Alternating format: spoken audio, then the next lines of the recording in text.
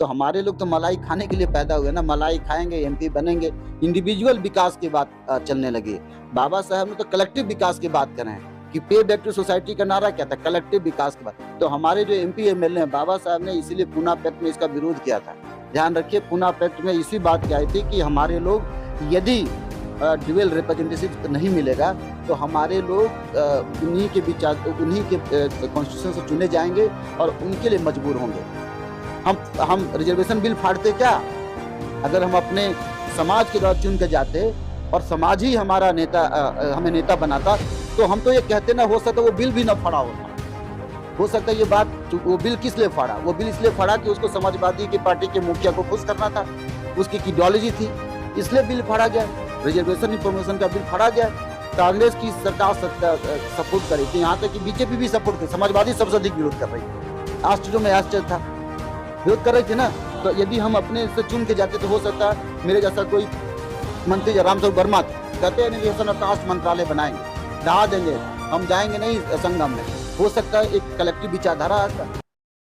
नमो बुद्धाय, जय भीम, सत श्री अकाल, जोहार। इस वक्त हमारे साथ हैं डॉक्टर विक्रम, इलाहाबाद विश्वविद्यालय के असिस्टेंट प्रोफेसर हैं। सर, जैसा कि आज डॉक्टर बाबा साहब अम्बेडकर की जयंती है और डॉक्टर बाबा साहब अम्बेडकर की जयंती, डॉक्टर बाबा साहब अम्बेडकर ही ऐसे व्यक्ति हैं पूरे विश्व में जिनका बड़े पैमाने पर जन्म जयंती मनाने का कार्य किया जाता है। विश्व में, भारत में भी आज जिस तरीके से जन्म जयंती मनाने का काम किया जा रहा है, इसको आप किस तरीके थैंक यू।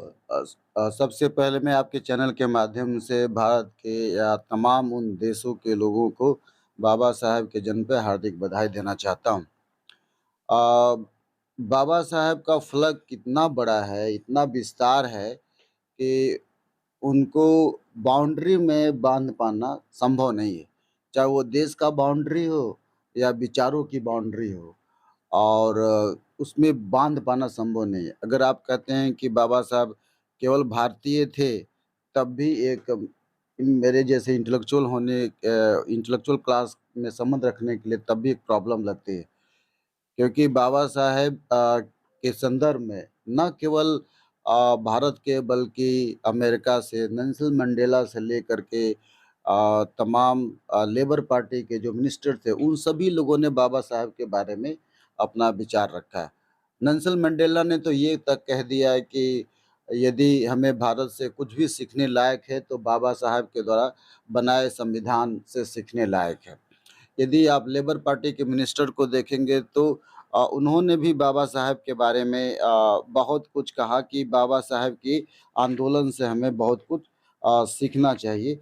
एक लंबा लिस्ट है बाबा साहब के बारे में, लोगों ने तमाम तरह की बातें कही हैं। मसलन मैं एग्जांपल आपको ये देना चाहता हूँ कि भारत के जो जितने भी, जैसे मान लीजिए राजेंद्र प्रसाद हैं, जवाहरलाल नेहरू हैं, काजी सैयद करमुद्दीन हैं, आर के राघवन हैं, ये भारत के संदर्भ में, इंटरनेशनली भी भारत के संदर्भ में बोला जाता है। अभी कुछ दिन पहले ये कहा गया, भारत के जो अमेरिका के पूर्व राष्ट्रपति, उन्होंने कहा था कि डॉक्टर बी आर अम्बेडकर एक सिंबल ऑफ नॉलेज हैं और उनकी स्टैचू को बनाया गया। प्रोफेसर विवेक कुमार ने भी इस तरह के विचार रखे। अमर्त्य सेन ने भी डॉक्टर बी आर अम्बेडकर को कहा कि यदि मेरे कोई गुरु हैं इकोनॉमिक्स के, तो डॉक्टर बी आर अम्बेडकर मेरे इकोनॉमिक्स के गुरु हैं।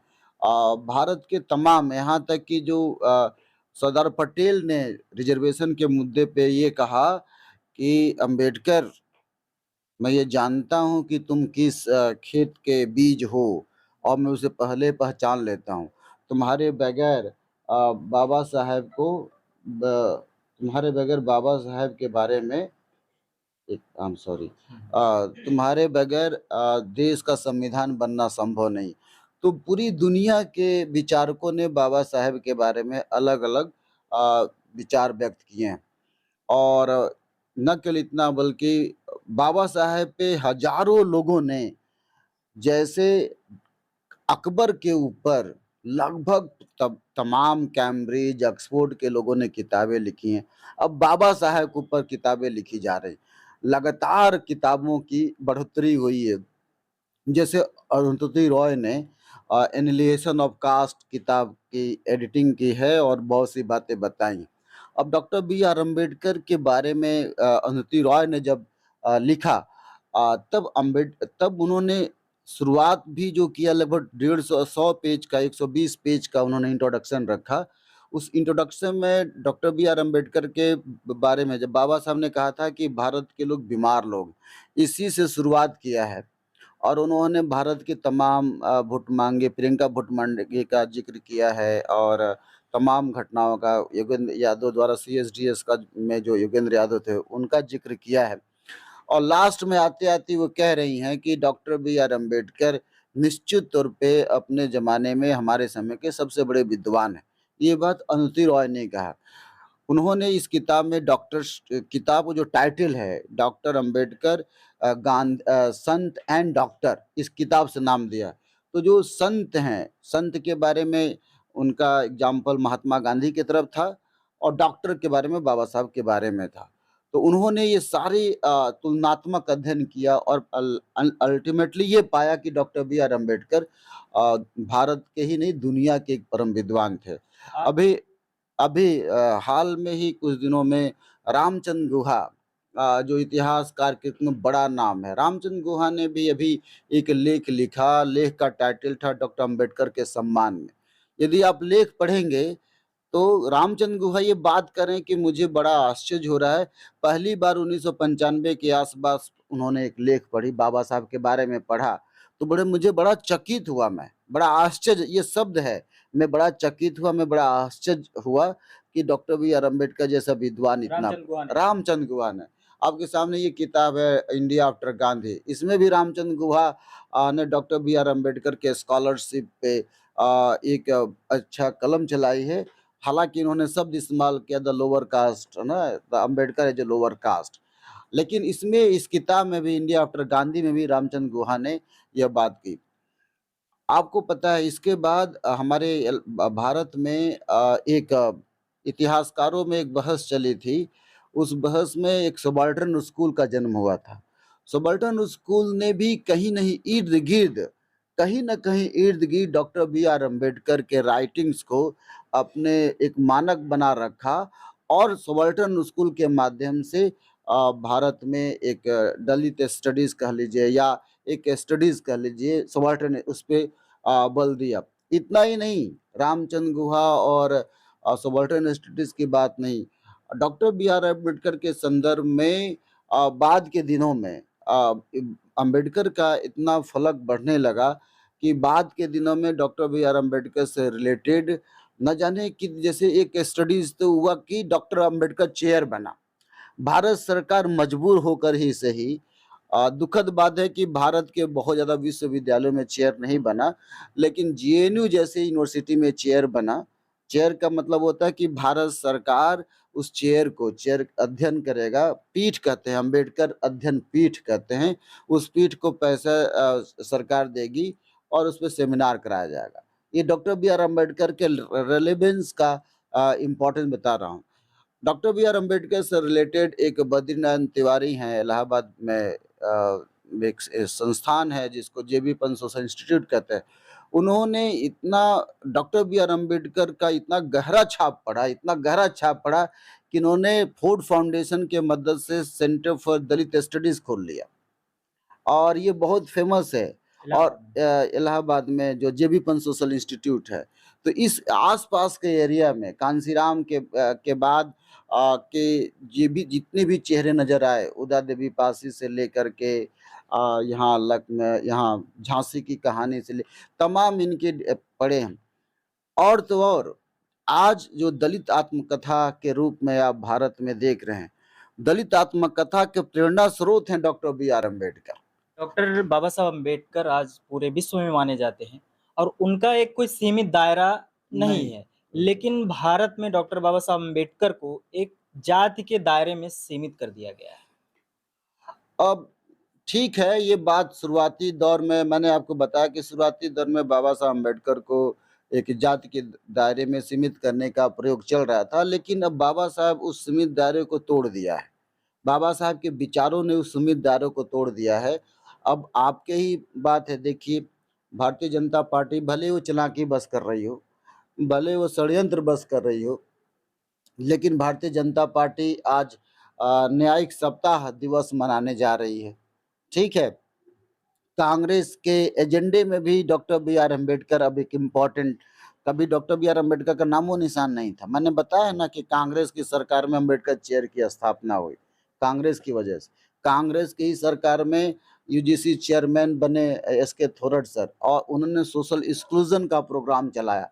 जामिया मिलिया में centre for study of Dalit studies का स्थापना, दलित एंड माइनॉरिटी स्टडीज के गठन हुआ। तो ये किसका देन है? ये डॉक्टर बी आर अम्बेडकर के जो फलक है, उसका देन है कि डॉक्टर बी आर अम्बेडकर का फलक अब इतना बढ़ गया एकेडमिक वर्ल्ड में कि अब डॉक्टर बी आर अम्बेडकर को अब एक जात का नेता कह करके नहीं सर, बाबा साहब डॉक्टर बी आर अम्बेडकर भले महाराष्ट्र में पैदा हुए, पर उसका पॉलिटिकल अंदाजा अब उत्तर प्रदेश में 4-4 बार सरकार बनी। उनके केंद्र में कौन था? जय भीम जय भारत। किसने कहा? बाबा साहब अम्बेडकर के अनुयायी ने कहा। विवेक सर हमको कहते थे कि साहब कांसीराम कहते थे कि बच्चा बच्चा टीम का बच्चा बच्चा भीम का, कांसीराम के टीम का, जय भीम जय भारत। तो जब भी मैं मिलता तो हमसे कहते थे कि बच्चा बच्चा भीम का, विवेक का टीम का, जय भीम जय भारत। और तुम कभी जब मिलो तो ये कहो कि बच्चा बच्चा भीम का, विक्रम के टीम का, जय भीम जय भारत। ये चेतना कहाँ से आई?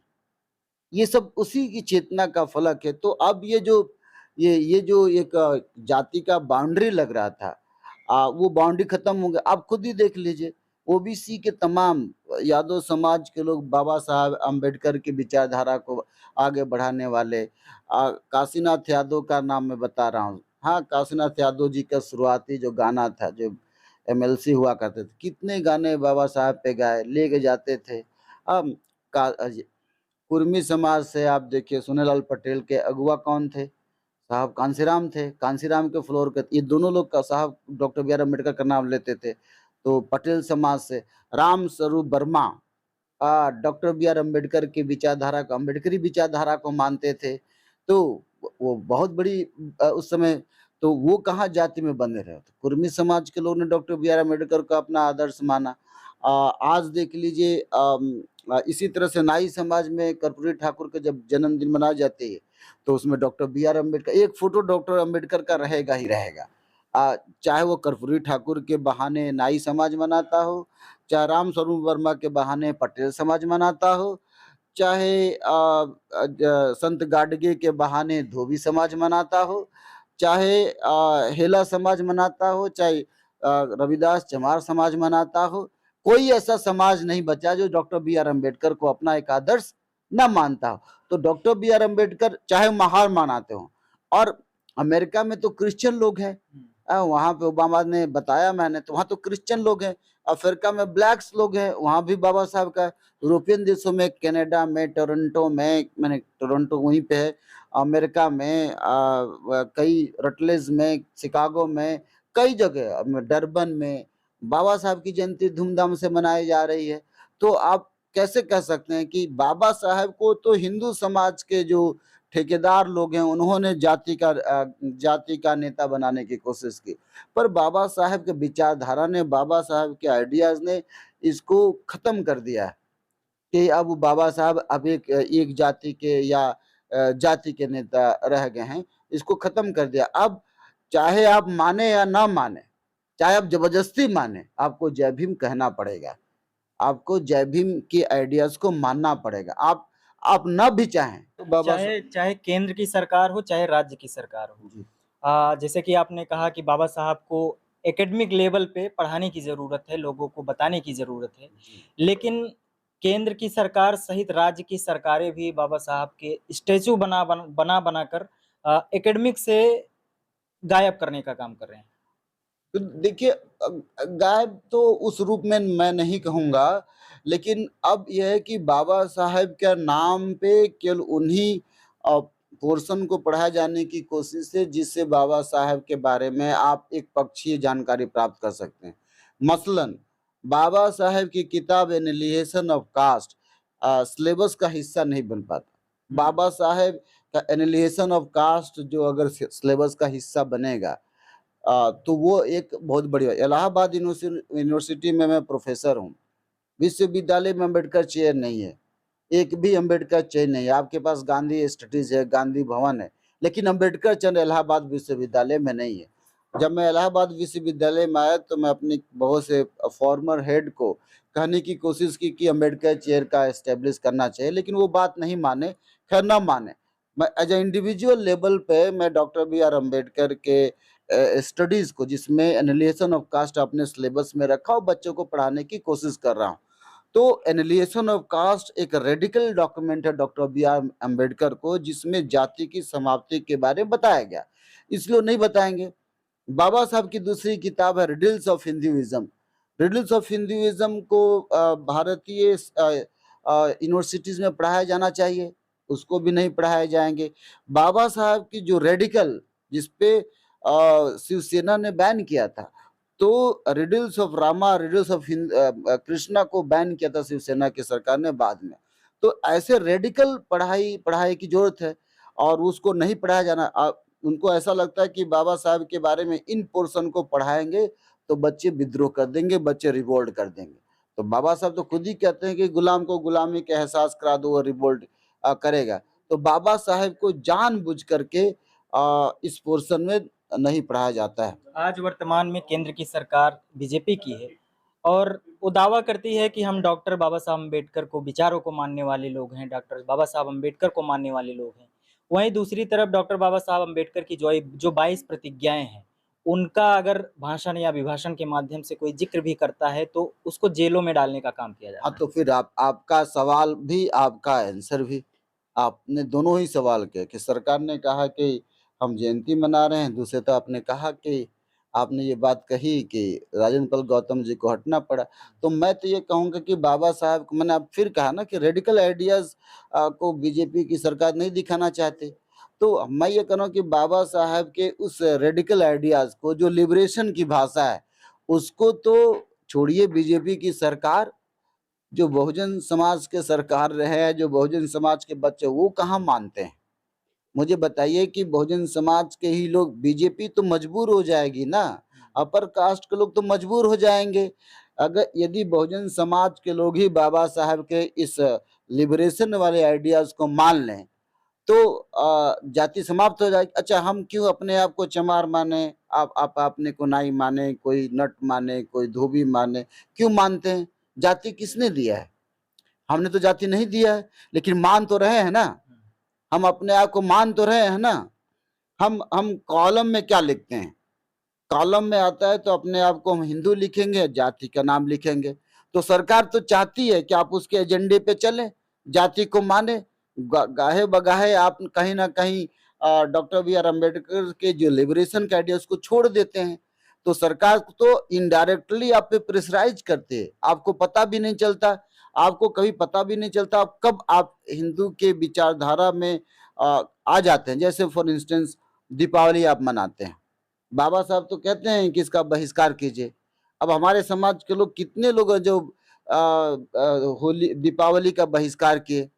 अभी होली पे एक विवाद बढ़ाई, हमारे इस देश के बड़े इंटेलेक्चुअल ने होली को मनाया भी। तो बाबा साहब अम्बेडकर तो इस तरह का बहिष्कार की बात करते हैं, आप मना रहे हैं। आप भले सफाई देते रहे, वो तो बात ठीक नहीं था। अब आप जितने भी त्योहार है हिंदू धर्म के, बाबा साहब ने सबका बहिष्कार करने की बात कही। क्या कितना हम बहिष्कार कर पा रहे हैं? तो बाबा साहब का जो लिबरेशन का आइडियाज था वो हमारा समाज ही नहीं मानता है। नहीं तो संगम, यहाँ पे जिस तथाकथित संगम है, क्या संगम बनता? नहीं बनता। जितने भी तीर्थ त्योहार हैं पूरे भारत में, उस तीर्थ त्योहार की जरूरत पड़ती, बहुजन समाज के 85% लोग ही इसको कैरी करते हैं। तो बाबा साहब की बात तो हम लोग भी नहीं मानते, उसमें मैं भी शामिल हूँ। अब बाबा साहब की बहुत से 22 प्रतिज्ञा में उन्होंने ये कहा कि एक बहुत अच्छा मैसेज दिया है 22 प्रतिज्ञा में। 2-3 प्रतिज्ञा को छोड़ करके बाकी कोई नहीं मानता। बाबा साहब ने कहा कि जीवों की हत्या नहीं करनी चाहिए। मुझे लगता है कि मैं सबसे पहले तो मैं ही नॉन वेजिटेरियन हूँ। तो बाबा साहब की बात को हम कहाँ मानते हैं? बाबा साहब ने कहा कि पर नारी पे नजर रखनी नहीं चाहिए। तो हम लोग तो, मुझे लगता नहीं कि बहुत से लोगों की नज़रें पर नारी पे जाती नहीं है, तो बाबा साहब की बात कहाँ मानी गई? बाबा साहब ने कहा कि सब लोग बौद्धिस्ट नवयान बुद्धिज़्म को ग्रहण करो। अब ये देखिए हम लोग यहाँ पे जितने लोग बैठे हैं कोई बुद्धिस्ट नहीं है, हाँ? सारे लोग हिंदू धर्म की बात करते हैं, तो बाबा साहब की कौन-सी बात हम मानते हैं? डॉक्टर बाबा साहब अम्बेडकर की जन्म जयंती पर हम चर्चा कर रहे हैं और आज जिस अधिकारों के लिए बाबा साहब ने संघर्ष किया, जिस हक और अधिकार के लिए बहुजन समाज के लिए डॉक्टर बाबा साहब अम्बेडकर ने अपने मंत्री पद से इस्तीफा तक देने का काम किया। आज अधिकार खत्म हो रहे हैं, रोजगार को खत्म किया जा रहा है, बहुजन समाज के जो मूल अधिकार हैं, वो सारे अधिकार खत्म करने का काम किया जा रहा है। वहीं दूसरी तरफ जो एससी और एसटी या ओबीसी के जो भी प्रतिनिधि हैं, सत्ता में है, शासन में है, वो बाबा साहब की भी बात करते हैं, लेकिन हक और अधिकारों के बारे में कुछ नहीं सोचते। वो पढ़े ही नहीं तो जानेंगे कहाँ से? मैं फिर आपको कह रहा हूँ कि हम लोग बाबा साहब के केवल उन्हीं बातों को अपना लेते हैं जो अपनाने लायक है। मसलन हम अगर बहुत लिबरेटेड हुए तो कहेंगे हम हिंदू धर्म को नहीं मानेंगे, लेकिन बाकी क्या जो मैंने आपको बताया, जो 22 प्रतिज्ञा में कहा ना कि जीवों पे हत्या नहीं करना है, पर नारी की तरफ देखना नहीं है, पढ़ाई करना है, बुद्धिज़्म को अपनाना है, का कितने लोग मानते हैं?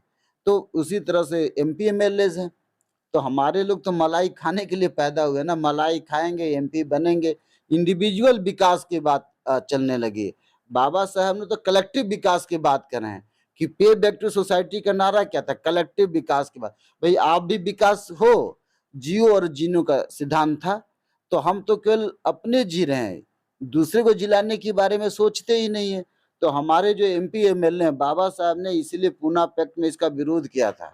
ध्यान रखिए पूना पैक्ट में इसी बात की आई थी कि हमारे लोग यदि ड्यूअल रिप्रेजेंटेटिव नहीं मिलेगा तो हमारे लोग उन्हीं के कॉन्स्टिट्यूशन से चुने जाएंगे और उनके लिए मजबूर होंगे। इसीलिए कहा था कि अगर ड्यूअल सिटीजनशिप मिलता, ड्यूअल इलेक्टोरेट का वोट देने का अधिकार मिलता, उसमें क्या था कि हम लोग अपने समाज को चुनेंगे और अपने समाज को चुन करके पार्लियामेंट में भेजेंगे। अगर ये वोट देने का अधिकार मिला होता तो मान लीजिए हमारी एक बहुजन समाज है और हम अपने समाज से मुझे चुना जाता या आपको चुना जाता, तो हमको तो डर नहीं लगता ना कि सरकार सत्ता में किसी का हो, हम अपनी बात बड़े शोर से उठा सकते हैं। आए दिन अत्याचार होता है, बलात्कार की घटनाएँ होती हैं, हेल्थ की इश्यूज़ बढ़ते हैं लगातार, तो हम पार्लियामेंट अपनी बात तो कहते हैं ना। हम कहते हैं ना कि पेरियार को पढ़ाओ यूनिवर्सिटी में, क्यों नहीं पढ़ा रहे हो? देश का वाइस चांसलर करप्ट है, इसको सस्पेंड करो, जोर-शोर से कहते हैं ना। हम रिजर्वेशन बिल फाड़ते क्या? अगर हम अपने समाज के द्वारा चुन के जाते और समाज ही हमारा नेता हमें नेता बनाता, तो हम तो ये कहते ना, हो सकता है वो बिल भी ना फाड़ा होता। हो सकता है ये बात वो बिल किस लिए फाड़ा? वो बिल इसलिए फाड़ा कि उसको समाजवादी की पार्टी के मुखिया को खुश करना था, उसकी आइडियोलॉजी थी, इसलिए बिल फाड़ा गया। रिजर्वेशन प्रमोशन का बिल फाड़ा गया।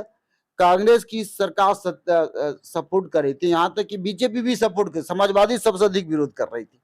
आश्चर्य में आश्चर्य था, विरोध कर रही थी ना। तो यदि हम अपने से चुन के जाते तो हो सकता है मेरे जैसा कोई मंत्री राम स्वरूप वर्मा थे, कहते हैं एलिगेशन और कास्ट मंत्रालय बनाएंगे, ढहा देंगे, हम जाएंगे नहीं संगम में।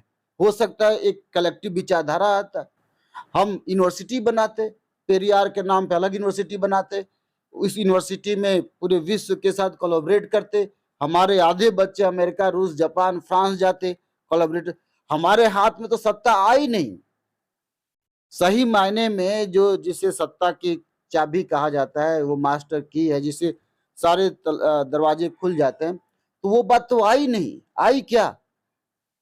आई क्यों नहीं? क्योंकि आप जो हम चुने जाते हैं, भले ही अनुसूचित जाति का हो, लेकिन उस पे एक पार्टी का दबाव पड़ता है। एक पार्टी के उसके जो आइडियाज हैं, निरोधक कानून जिसे कहते हैं, उसको मानना पड़ता है। तो डर की राजनीति है ना, लोकतंत्र में भी डर की राजनीति है। तो आपने हमारे हिसाब से सत्ता दिया कहाँ? बहन जी को भी बहुत बार कंप्रोमाइज करना पड़ा और शायद बाबा साहब को भी संविधान सभा बनाते समय कंप्रोमाइज करना। तो हमारा समाज तो कंप्रोमाइज की राजनीति में फंस गया, हम समझौतावादी हो गए। हम समझौतावादी हो गए, तो हमारे हमारे लोग समझौतावादी हो गए और हम लोग समझौता करके समाज को समझौता करके केवल अपना बेनिफिट देखे। हमारा समाज अगर समझौतावादी ना होता तो शायद हमारा समाज एक नया अम्बेडकर देता है, जो कि हम दे नहीं पाए। डॉक्टर बाबा साहब अम्बेडकर की जयंती पर हमारे साथ थे डॉक्टर विक्रम। डॉक्टर बाबा साहब अम्बेडकर की जयंती पर हम चर्चा कर रहे थे। अगर आपको वीडियो पसंद आया तो वीडियो को ज़्यादा से ज़्यादा शेयर करें। अगर आप चैनल पर नए हैं तो चैनल को सब्सक्राइब कर लें, बेल आइकन को प्रेस कर लें ताकि हमारा लेटेस्ट अपडेट आप तक सबसे पहले पहुंचे। बने रहिए बहुजन प्लेनेट के साथ। बहुत बहुत धन्यवाद।